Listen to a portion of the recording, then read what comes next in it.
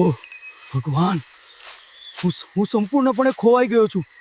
ગામ ક્યાં છે? મારે મદદ જોઈએ છે. હું જંગલમાં એકલો હતો. અચાનક મને લાગ્યું કે કોઈ મને જોઈ રહ્યું છે. પાછળ જોયું તો લાંબા વાળવાળી સ્ત્રી હવામાં ઊભી હતી. પાછળથી પાંદડા ખડખડાવાનો અવાજ આવ્યો. હિતેશે પાછળ વળીને જોયું હતું, પણ કોઈ નહોતું.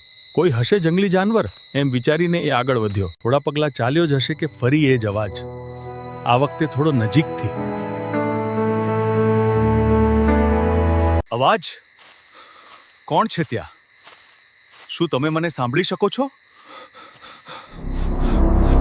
થોડું આરામ કરું, પછી સવારે રસ્તો શોધીશ.